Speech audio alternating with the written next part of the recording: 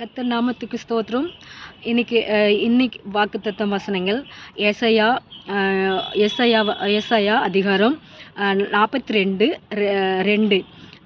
அவர் கூக்குரல் விடமாட்டார், தம்முடைய சத்தத்தை உயர்த்த மாட்டார், வீணிலே அவர் கேட்க மாட்டார். இந்த வசனம் என்ன சொல்லப்பட்டிருக்குதுன்னா, ஆண்டவர் உலகத்தில் சிலுவையில் அடிக்கப்படும் போது சொன்ன வார்த்தைகள் என்னன்னா, அவர் கூக்குரல் விடாமல் போன ஆட்டுக்குட்டியை போல அவர் சிலுவையில் நின்னாருன்னு சொல்லி நம்ம பார்க்குறோம்.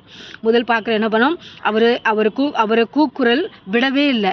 ஐயோ என்னை அடிக்கிறாங்க, என்னை கொடுமைப்படுத்துகிறாங்க அப்படின்னு சொல்லிட்டு அவர் ஒரு சத்தம் கூட பேசவே இல்லை. ஆடு எப்படி நம்ம பலியிட போகும்போது இல்லை ஆட்டு வந்து வெட்டும் போது அது எப்படி பேசாமல் இருக்குமோ, அதே போல் அவர் ஆடு கூட என்ன பண்ணுமா, மேமேன்னு சத்தம் போடுமா. ஆனால் ஆண்டவர் அவர் ஒன்றுமே பேசவே இல்லையாம். அவங்க ராஜா அந்த எகிப்து ஜனங்கள்லாம் என்ன பண்ணிட்டாங்க, அவர் ஆண்டவருக்கு விரோதமாக அவங்க சொல்லக்குள்ள இவர் பேசாமல் போனால் ஆட்டுக்குட்டியை போல அவர் நின்னார். அதான் இங்கே சொல்லப்பட்டிருக்குது. அவர் கூக்குரல் விட சத்தமும் உயர்த்தும் விடலை. அவர் வீணிலே அவருடைய என்ன பண்ணார், வீணிலே அவர் உயர்த்தவும் படவில்லை. அவர் கூப்பிடவும் இல்லை ஜனங்களை, எனக்கு வந்து ஹெல்ப் பண்ணுங்க, எனக்கு வந்து எதாவது செய்யுங்கன்னு சொல்லிட்டு அவர்கிட்ட யாருக்கிட்ட போய் அவர் கேட்கவும் இல்லை, அவர் பேசவும் இல்லை. வீணா அவரோட வாயவும் வீணிலே விளங்கவும் இல்லை. அதான் இங்கே சொல்லப்பட்டிருக்குது. அப்போ வந்து இங்கே அவர் சத்தம் விடாத போல் ஆட்டுக்குட்டியை போல் அவர் நின்னார். இந்த வசனத்தை நம்ம பார்க்குறோம். ஏன்னு சொல்லி பார்த்தா, அவர் நம்ம இந்த உலகத்துக்காக, நம்மளோட மனுஷனுங்களுக்காக, இந்த உலகத்தில் இருக்கிற எல்லா ஜனங்களுக்காக அவர் என்ன பண்ணுவாராம், கூக்குரலிடாமல் ஆட்டுக்குட்டியை போல் அந்த கல்வாரியில் நின்று கொண்டு இருந்தாருன்னு சொல்லி நம்ம பார்க்குறோம். அவர் சத்தம் விடவே இல்லாத, அவர் உயர்த்தவே இல்லை, தன்னைத்தானே அவர் உயர்த்தவே இல்லை. நான் தான் கடவுள், நான் தான் இந்த உலகத்தை படைத்தேன்னு சொல்லிட்டு அவர் உயர்த்தவே இல்லை. அவர் வீணிலே அவர் விளங்காம கேட்கப்படாம இருந்தாரு. எனக்கு வந்து உதவி பண்ணுங்கன்னு சொல்லிட்டு அவர் கேட்கவே இல்லை. வீணில அவரோட வார்த்தையை விளங்க பண்ணல.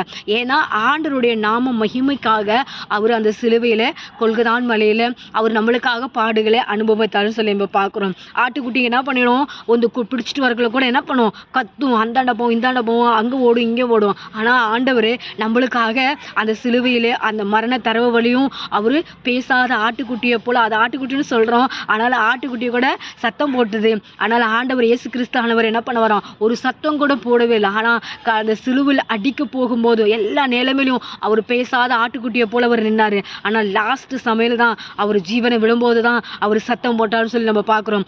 ஆனாலும் இங்கே சொல்லப்பட்டது, அவர் கூக்குரலாத போல சத்தம் விடாமல் போல அவர் உயர்த்தப்பட்டார் சொல்லி பார்க்குறோம். அவர் நம்மளுக்காக உயர்த்தப்பட்டார், அவர் நம்மளுக்காக மரித்தார், அவர் நம்மளுக்காக உயிரோடு எழுந்து வரப்போகிறாரு, மீண்டுமா நம்மளை அழைத்து கொண்டு போக போறாரு. இந்த வசனம் அதான் சொல்லப்பட்டது. ஏசாயா 42:2 படிக்கிறோம். அவர் சத்தமிடவில்லை, அவர் உயர்த்தவில்லை, அவர் பேசாதே போல அவர் வீணில அவர் கேட்கப்படலை. அவர் அப்பனா நம்மளோட கூட இருந்து நம்மளை அவர் வழி நடத்துகிற தேவனா இருக்கார். இந்த நாட்கள் கேட்குற சகோதர சகோதரிகளே, அன்புள்ள கர்த்தருடைய பிள்ளைகளே, ஆண்டருக்கு விசுவாசமா நீங்க வாழும் போது நீங்கள் எந்த தேவைகளுக்காக அவர் கூப்பிடுறீங்களோ அந்த தேவைகளை சத்தம் அவர் கேட்பாரு.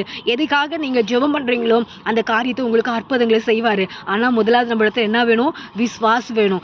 ஆண்டவர் இந்த உலகத்தை ஜெயிக்கிறதுக்கு அவர் விசுவாசம் தேவைப்பட்டது. அவர் பிதாவிடத்துல பரிந்து பேசினாரு, அவங்க அப்பா இடத்துல அவர் கேட்டாரு, அவர் அனுப்பின இடத்துல அவர் விசுவாசத்தைப்படி அவர் இந்த உலகத்தை ஜெயித்தாரு.